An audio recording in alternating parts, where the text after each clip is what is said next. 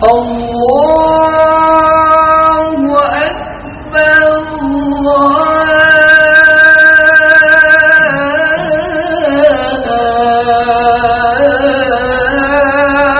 Akbar.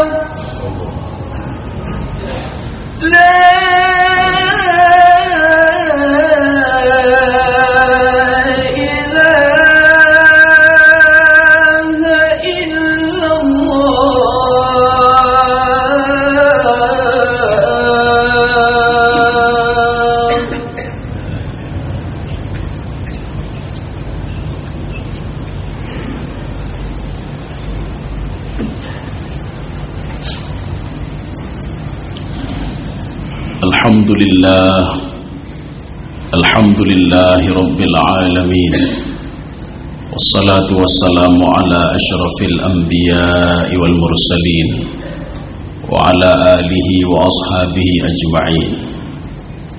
Asyhadu an la ilaha illallah wa asyhadu anna Muhammadan abduhu wa rasuluh. Allahumma salli wa sallim ala hadzal nabiyil karim sayyidina Muhammad sallallahu alaihi wasallam wa ala alihi wa ashabihi ajma'in, amma ba'd. Fa ya ibadallah, ittaqullaha haqqa tuqatih wa la tamutunna illa wa antum muslimun. Qala Allah ta'ala fil Qur'anil Karim wa huwa asdaqul qailin. A'udzu billahi minasy syaithanir rajim. Bismillahirrahmanirrahim. Wa ma khalaqtul jinna wal ins illa liya'budun. Shadaqallahul azim. Kaum muslimin sidang jamaah Jumat yang dirahmati Allah.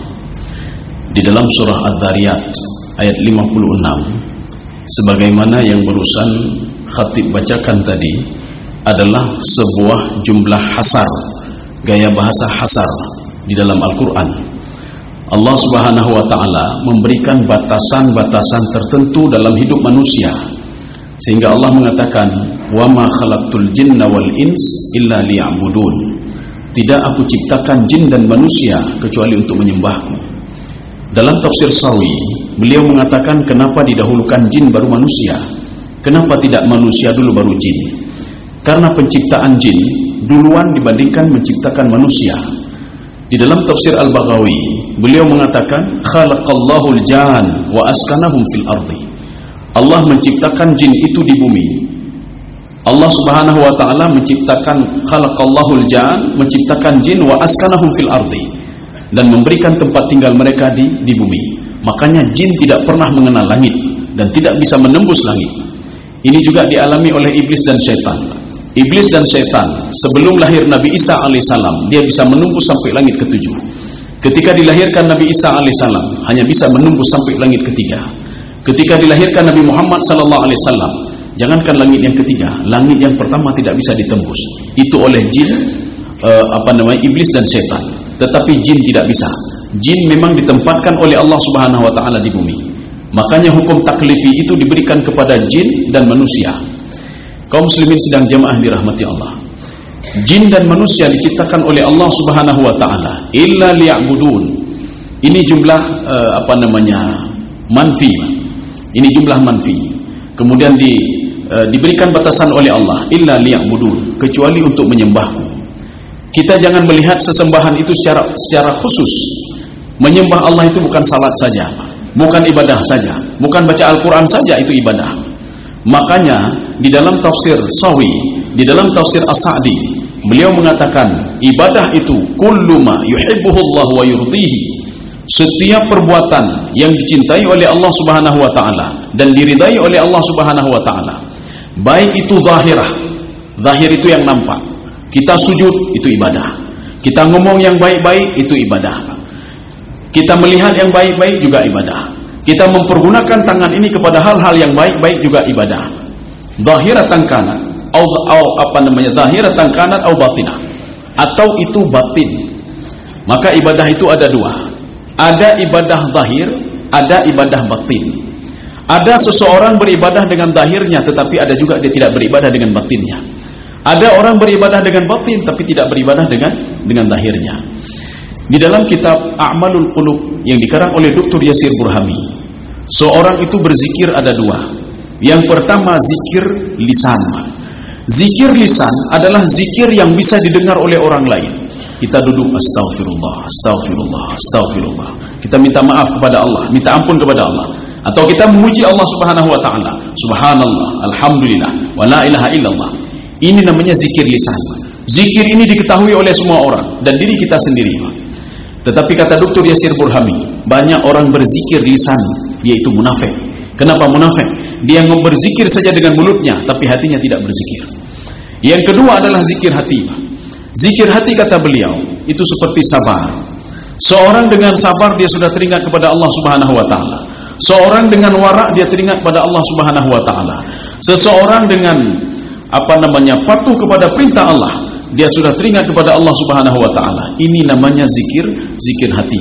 Dan tidak ada yang tahu zikir hati kecuali Allah Subhanahu wa taala dan hamba itu sendiri. Makanya pada suatu hari sahabat bertanya kepada Rasulullah sallallahu alaihi wasallam, "Ya Rasulullah, ini termasuk tentang zikir hati. Ma huwa ikhlas ya Rasulullah? Ikhlas itu apa ya Rasulullah?" Rasulullah mengatakan, "Saya tidak tahu apa itu ikhlas. Akan saya tanyakan kepada Jibril." Ini ada dalam tafsir Al-Baydawi. Kemudian setelah Rasulullah ketemu dengan Jibril, fasa'alahu 'anil ikhlas. Rasulullah bertanya tentang ikhlas. Jibril mengatakan, "Saya juga tidak tahu. Akan saya tanya kepada Allah Subhanahu wa taala." Ketika Jibril ketemu dengan Allah, Jibril bertanya, "Ma huwa ikhlas?" Dijawab oleh Allah, "Al-ikhlasu sirrun baini wa baina 'abdi." Ikhlas itu adalah rahasiaku dan rahasia hambaku. Tidak ada yang tahu bagaimana konkretnya ikhlas itu. Sedangkan kamu sendiri saja tidak tahu apakah seorang hamba itu ikhlas beribadah atau tidak ikhlas beribadah karenaku, kata Allah Subhanahu wa taala. Termasuk dua malaikat yang mencatat amal ibadah kita.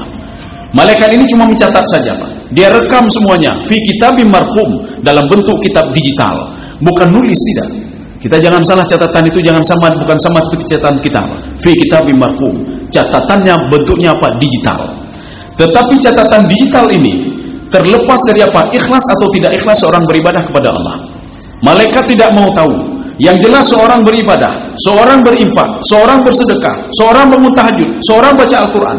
Yang jelas seorang ketika fisiknya dia beribadah langsung direkam oleh kedua malaikat.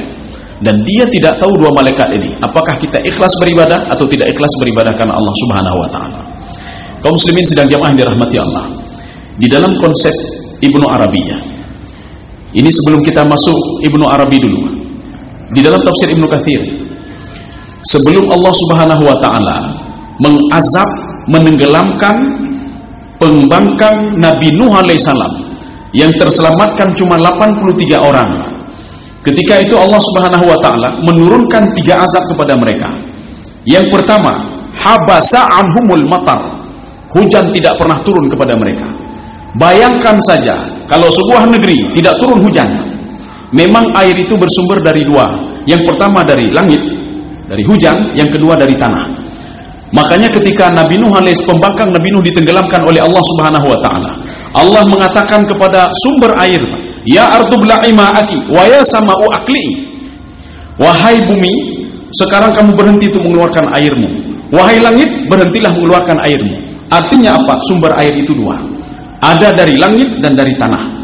Jadi mereka itu tidak diberikan oleh Allah Subhanahu wa taala air dari langit. Habasa anhumul matar. Jadi mereka diberikan hujan oleh Allah Subhanahu wa taala dalam jangka waktu yang panjang. Satu.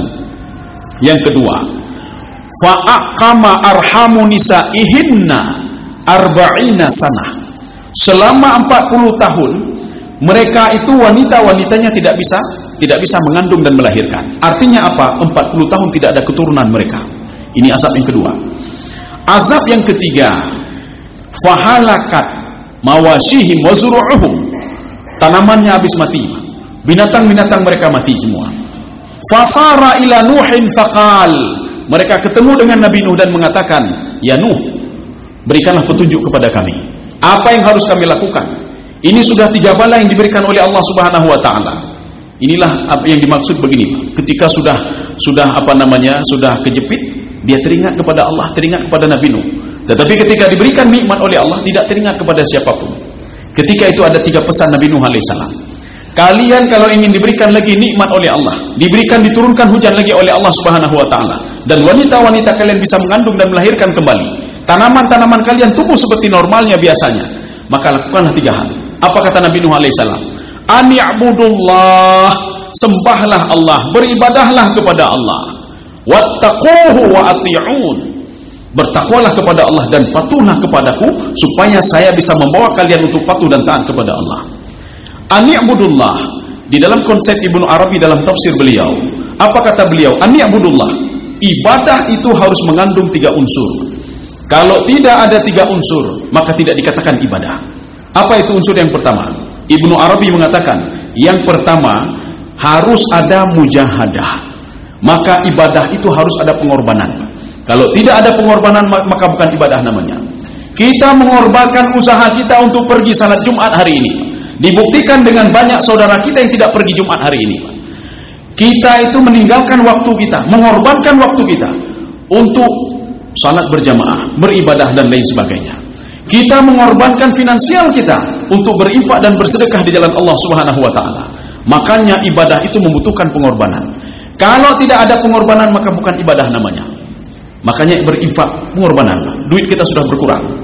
Kita bersedekah, kita pergi berjamaah, kita melakukan ibadah-ibadah, akan menghabiskan waktu kita, maka kita korbankan itu semuanya. Inilah ibadah namanya. 1. Yang kedua, konsep mujarradah. Mujarradah adalah di dalam hati kita tidak boleh ada yang lain kecuali Allah Subhanahu wa taala.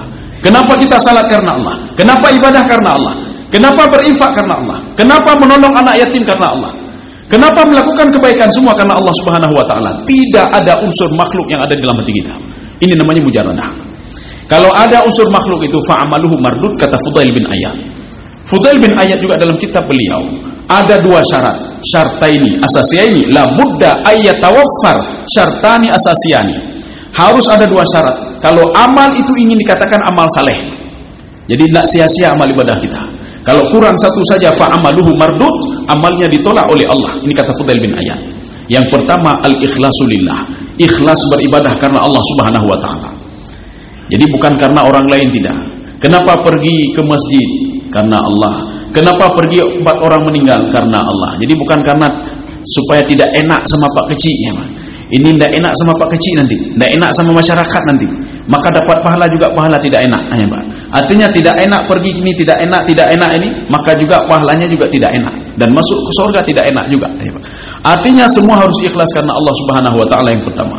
Yang kedua as-shawab, amal ibadah itu harus benar.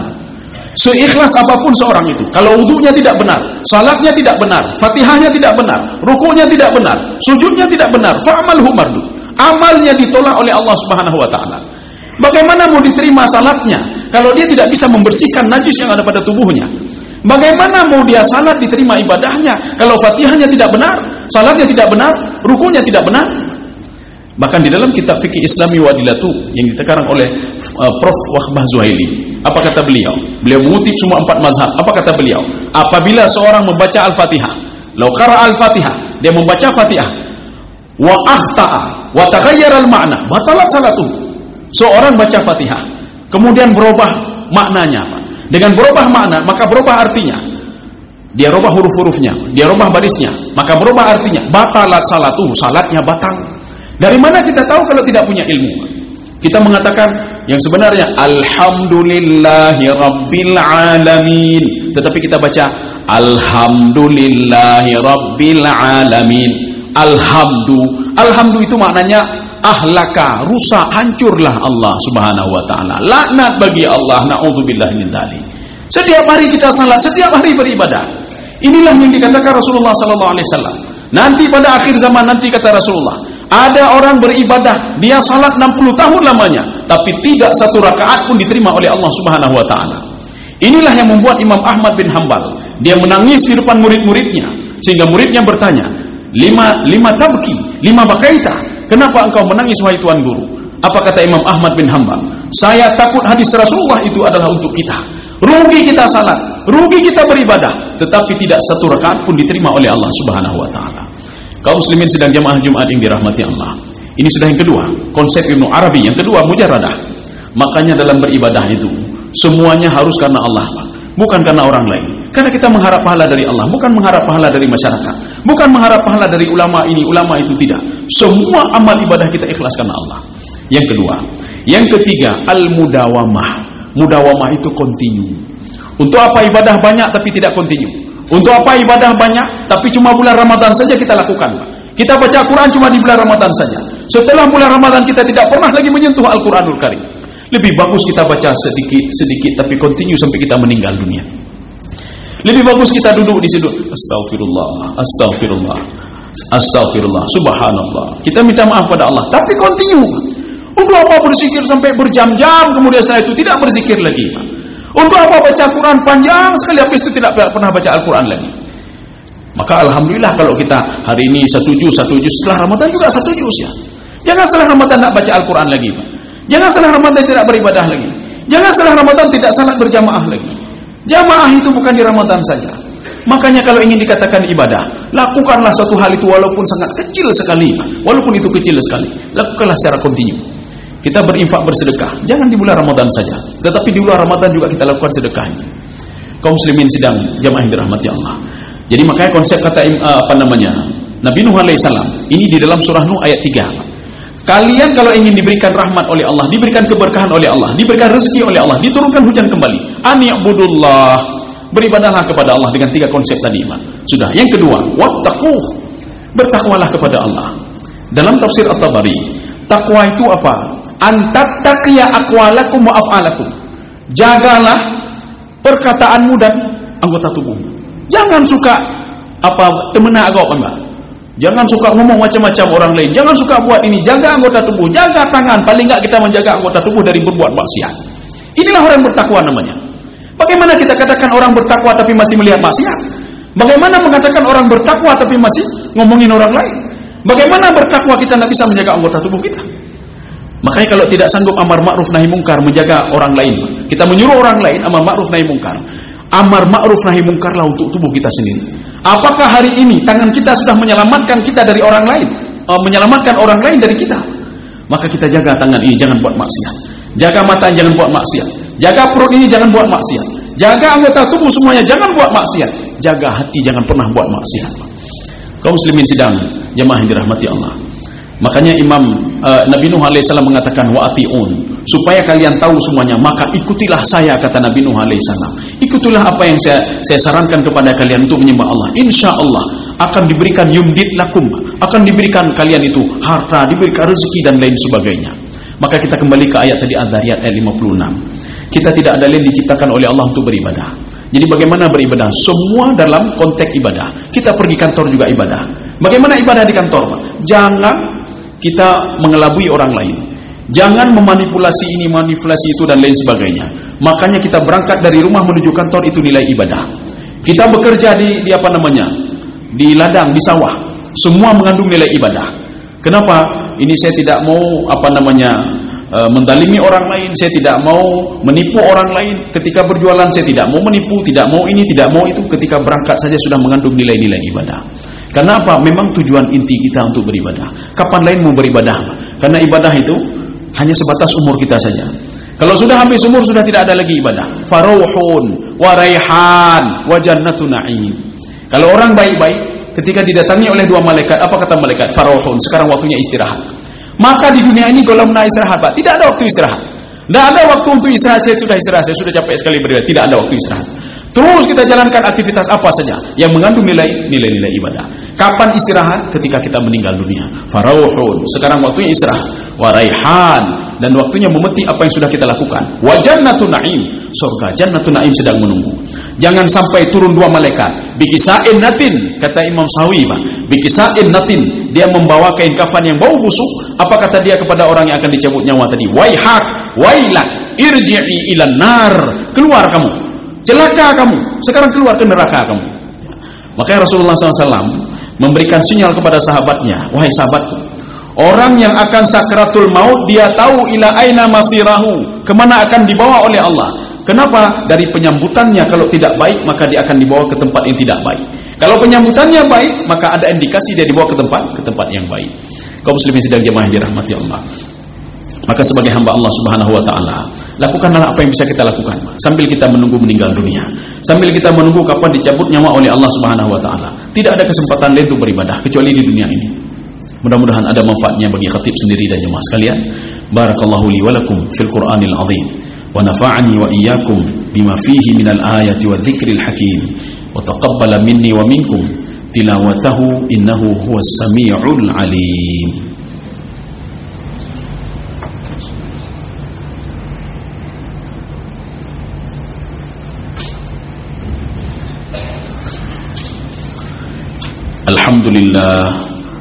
Alhamdulillah rabbil alamin, wassalatu wassalamu ala asyrafil anbiya'i wal mursalin wa ala alihi wa ashabihi ajma'in. Asyhadu an la ilaha illallah wa asyhadu anna Muhammadan abduhu wa rasuluh.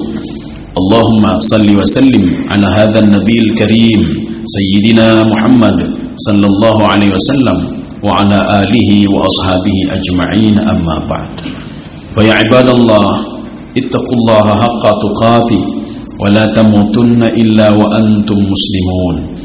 Qala Allah ta'ala fil Qur'anil Karim wa huwa asdaqul qailin. A'udzu billahi minasy syaithanir rajim. Bismillahirrahmanirrahim. Wal 'asr innal insana lafi khusr illa alladhina amanu wa 'amilus shalihat wa tawasaw bil haqqi wa tawasaw bis sabr.